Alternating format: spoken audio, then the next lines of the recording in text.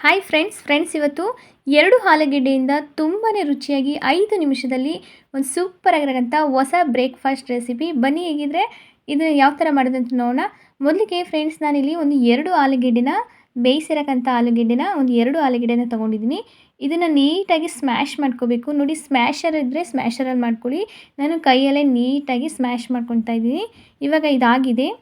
ನಂತರ ಇದಕ್ಕೆ ಒಂದು ಅರ್ಧ ಭಾಗದಷ್ಟು ಟೊಮೊಟೊ ಹಣ್ಣನ್ನು ನೋಡಿ ಸಣ್ಣದಾಗಿ ಕಟ್ ಮಾಡಿ ಹಾಕ್ಕೊತಾ ಇದ್ದೀನಿ. ಹಾಗೆ ಈರುಳ್ಳಿನೂ ಕೂಡ ಸಣ್ಣದಾಗಿ ಕಟ್ ಮಾಡಿ ಒಂದು ಅರ್ಧ ಭಾಗದಷ್ಟು ಇದಕ್ಕೆ ಹಾಕ್ಕೊತಾ ಇದ್ದೀನಿ.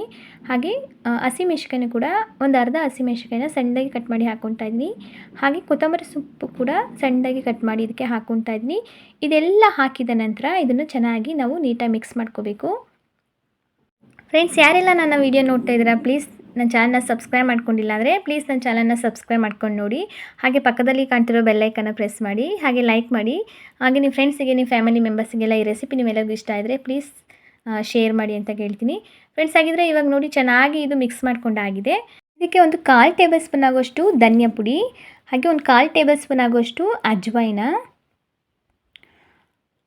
ಹಾಗೆ ಒಂದು ಅರ್ಧ ಟೇಬಲ್ ಸ್ಪೂನ್ ಆಗೋಷ್ಟು ಚಿಲ್ಲಿ ಪೌಡರ್, ಹಾಗೆ ರುಚಿಗೆ ತಕ್ಕಷ್ಟು ಒಂದು ಅರ್ಧ ಟೇಬಲ್ ಸ್ಪೂನ್ ಆಗೋಷ್ಟು ಉಪ್ಪು ಹಾಕ್ಕೊಂಡಿದ್ದೀನಿ. ಇದು ಹಾಕಿದ ನಂತರ ಇದಕ್ಕೆ 3/4 ಕಪ್ ಆಗೋಷ್ಟು ಗೋಧಿ ಹಿಟ್ಟನ್ನ ಹಾಕ್ಕೊತಾ ಇದ್ದೀನಿ. ಹಾಗೆ ಒಂದು 1/4 ಕಪ್ ಆಗೋಷ್ಟು ಕಡಲೆ ಹಿಟ್ಟು, ಇಷ್ಟನ್ನು ಹಾಕ್ಕೊಂಡು ಒಂದು ಸ್ವಲ್ಪ ನೀರು ಹಾಕ್ಕೊಂಡು ಇದನ್ನು ಚೆನ್ನಾಗಿ ನಾವು ಮಿಕ್ಸ್ ಮಾಡ್ಕೋಬೇಕು. ಇಲ್ಲಿ ನಾವು ಜಾಸ್ತಿ ನೀರನ್ನ ಹಾಕೋಕ್ಕೆ ಹೋಗ್ಬಿಡಿ, ಯಾಕೆ ಅಂದರೆ ತೀರಾ ತೆಳು ಆಗಿಬಿಡುತ್ತೆ. ಸ್ವಲ್ಪನೇ ಹಾಕ್ಕೊಂಡು ಇದನ್ನು ನೀಟಾಗಿ ಮಿಕ್ಸ್ ಮಾಡ್ಕೋಬೇಕು. ನೋಡಿ, ಮತ್ತೆ ಒಂದು ಸ್ವಲ್ಪ ಹಾಕ್ಕೊತಾ ಇದ್ದೀನಿ. ನೋಡಿ, ಒಂದು ಸ್ವಲ್ಪ ಹಾಕ್ಕೊಂಡ ನಂತರ ಮತ್ತೆ ನಾನು ನೀಟಾಗಿ ಮಿಕ್ಸ್ ಮಾಡ್ಕೊತಾ ಇದ್ದೀನಿ. ಇಲ್ಲಿ ನಾನು ಒಂದು ಅರ್ಧ ಕಪ್ ಆಗೋಷ್ಟು ನೀರನ್ನ ಹಾಕ್ಕೊಂಡಿದ್ದೀನಿ ಅಷ್ಟೇ, ಜಾಸ್ತಿ ಹಾಕ್ಕೊಳ್ಳೋಕೆ ಹೋಗ್ಬೇಡಿ. ಸ್ವಲ್ಪನೇ ನಾವು ನೋಡ್ಕೊಂಡ್ಬಿಟ್ಟು ಈ ರೀತಿ ಮಿಕ್ಸ್ ಮಾಡ್ಕೋಬೇಕು. ನೋಡಿ, ಈ ರೀತಿ ಹದವಾಗಿ, ಇಷ್ಟು ಹದವಾಗಿದ್ದರೆ ತುಂಬಾ ಪರ್ಫೆಕ್ಟಾಗಿ ಬರುತ್ತೆ. ಇವಾಗ ನೋಡಿ, ಇವಾಗ ಆಗಿದೆ. ಇದನ್ನು ಒಂದು ಸೈಡಿಗೆ ಎತ್ತಿಟ್ಕೊಳ್ಳೋಣ. ಇದನ್ನೇನು ನೆನೆಸೋದೇನು ಬೇಡ, ಹಾಗೆ ಒಂದು ಸೈಡಿಗೆ ಎತ್ತಿಟ್ಕೊಳ್ಳೋಣ. ಫ್ರೆಂಡ್ಸ್, ಇವಾಗ ಪ್ಯಾನ್ ಕೂಡ ನೋಡಿ ಚೆನ್ನಾಗಿ ಕಾದಿರಬೇಕು.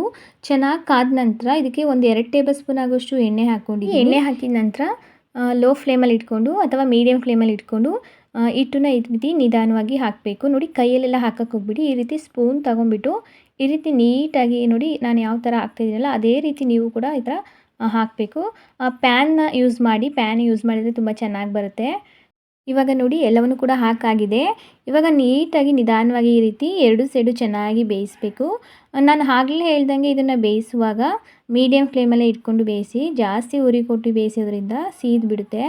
ಈ ರೀತಿ ನಿಧಾನವಾಗಿ 2 ಸೈಡು ಚೆನ್ನಾಗಿ ಈ ರೀತಿ ಪ್ರೆಸ್ ಮಾಡಿಕೊಂಡು ಈ ರೀತಿ ಚೆನ್ನಾಗಿ ಬೇಯಿಸಬೇಕು. ಫ್ರೆಂಡ್ಸ್, ಇವಾಗ ನೀಟಾಗಿ ಚೆನ್ನಾಗಿ ಬೆಂದು ಆಗಿದೆ. ಇದನ್ನು ಒಂದು ಪ್ಲೇಟಿಗೆ ಇವಾಗ ಹಾಕ್ಕೊಂಬಿಡೋಣ. ನೋಡಿ, ಎಷ್ಟು ಚೆನ್ನಾಗಿ ಕಲರ್ಫುಲ್ಲಾಗಿ ಬಂದಿದೆ ಅಂತ. ರುಚಿನೂ ಕೂಡ ಅಷ್ಟೇ ತುಂಬಾ ಚೆನ್ನಾಗಿರುತ್ತೆ.